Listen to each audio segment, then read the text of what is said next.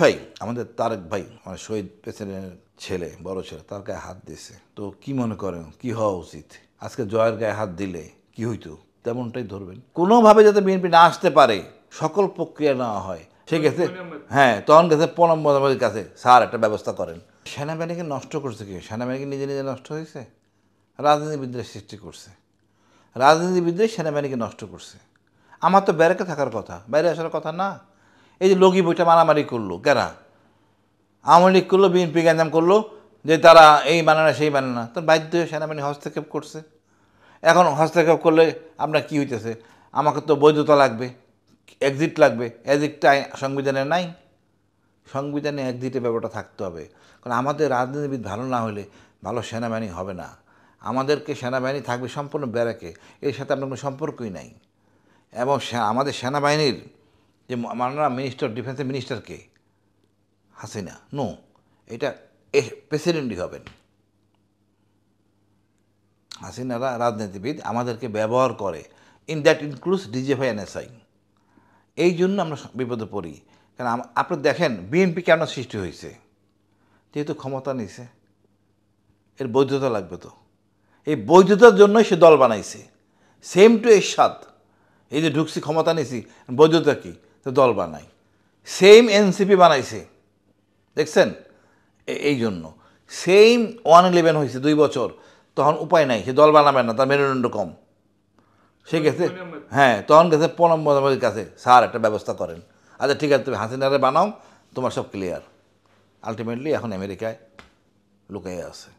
এই জন্য ভাই যার কাজ তারা করতে দেন।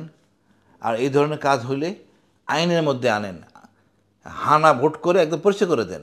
জনগণ এটা চাইছে, এটা মকুফ। আচ্ছা, 2008 সালের নির্বাচনে সেনাবাহিনী কেন হস্তক্ষেপ করেছিল?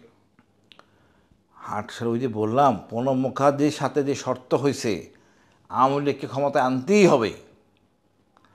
এই আতঙ্কে যাতে মিস করে, এদিকে বিএনপি যদি চলে আসে, কোনোভাবে যাতে বিএনপি না আসতে পারে সকল প্রক্রিয়া নেওয়া হয়। এবং সেনাবাহিনী পুরোপুরি আওয়ামী লীগকে আনার জন্য সব কাজ করে। এই নির্বাচন সই হয় নাই। আমি তো র্যাবে ছিলাম ওই সময়, আইসি, আমাদের জানতাম যে এবার আওয়ামী লীগ আনা হবে, আওয়ামী লীগকে আনতে হবে, নাহলে আর্মি বাঁচবে না। মঈনুল আহমেদের গং, ওই গংটা বাঁচার জন্য আওয়ামী লীগকে আনছে। আমরা আসলে গণতন্ত্র হারাইছি অনেক আগে, 8 সাল থেকে। ওই সময় যদি বিএনপি ক্ষমতা আসতো, মানে কি হতো আসলে? বিএনপি ক্ষমতায় আসলে মঈনুল আহমেদের ফাঁসি হইতো, এবং এটিএম আমিন যারা ছিলেন সহযোগী সবার ফাঁসি হইতো। কেন তুমি ক্ষমতা হস্তক্ষেপ করলা? আমাদের রাজনীতিবিদরা তো উদার না, তাদের ভুলটা তারা বুঝতে পারে না, সেই প্ল্যাটফর্মটা নাই। আমাকে বলা হচ্ছে আপনি নির্বাচন করেন, আসেন না। নির্বাচন করলে আমি তো কথা বলতে পারবো না। কথা বলার জন্য প্ল্যাটফর্ম দরকার, প্রেশার গ্রুপ দরকার। সরকারের ভুলটা বলতে হবে সংবিধানের সংসদের বাইরে। আমাদের সংসদ কি? বিরোধী দলের লোকই আমার পকেটের লোক, নিজ দল তো আছেই। তো বাইরে একটা বানাতেই হবে আমাদের প্রেশার গ্রুপ, যারা সবসময় সমালোচনা করবে। মানে আওয়ামী লীগ আসলো, তার ফাঁসি হলো না, বিএনপি আসলে ফাঁসি হতো, মানে এর কারণটা কি ছিল? আচ্ছা দেখেন, ভাই আমাদের তারেক ভাই মানে শহীদ প্রেসিডেন্টের ছেলে, বড় ছেলে, তার গায়ে হাত দিয়েছে। তো কি মনে করেন কি হওয়া উচিত? আজকে জয়ের গায়ে হাত দিলে কি হইতো? তেমনটাই ধরবেন। খালেদা জিয়াকে যে নির্মম নির্যাতন করা হয়েছে, বন্দি করা হয়েছে, এত বড় সাহস!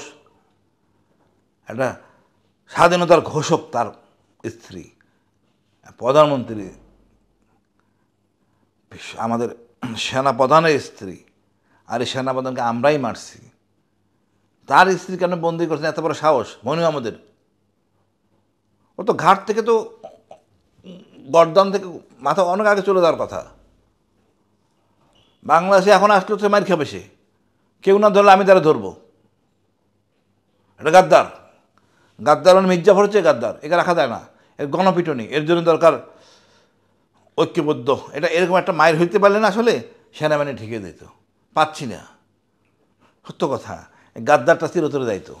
আচ্ছা, এমনি ভাইয়া এই বিএনপির উপরে ওই সময়টাতে মানে সেনাবাহিনীর এত আক্রোশ ছিল কেন? সেনাবাহিনী আক্রোশ ছিল না, দেখেন আপনি ওই সময় নির্বাচন কমিশন নির্বাচনে একটু সমস্যা। কে ইলেকশন কমিশনার হবে তার মধ্যে একটা গরিমসি বিএনপির ক্ষমতা ছাড়তে বা গরিমসি আর কি মানে তত্ত্বাবধায়ক সরকারের কাজটা করতে একটু অশুভ আচরণ বা গণতান্ত্রিক আচরণ ছিল না। এখন দেখা যাচ্ছে না কিছু কিছু নেতা বিএনপি নেতার সাথে সেনাবাহিনীর সাথে দেখা করতেছে। জি হ্যাঁ, এই আচরণ কি কাম্য? এটা অগণতান্ত্রিক, অনৈতিক। সে সেনাপ্রধানের সাথে দেখা না করে ওই নেতাদের উচিত জনগণের কাছে যাওয়া, এবং এগুলি প্রচার হচ্ছে মানে ওই দলের বিপক্ষে যাচ্ছে। জি এইটা তো ওই মুহূর্তে হয়তো বুঝতে পারেন নাই ওনারা, যার জন্য আর্মি বাধ্য হয়েছে হস্তক্ষেপ করতে। লগি বৈঠা দিয়ে আপনি 12 জন লোক মেরে ফেলছেন মনে হয়। জি এটা কি সভ্য দেশে কাম্য? তাও নাশকতা করে নিত্য। এইটাই হাসিনা, এটাই ফ্যাসিস্ট, এটাই হলো পৈশাচিক হাসিনা।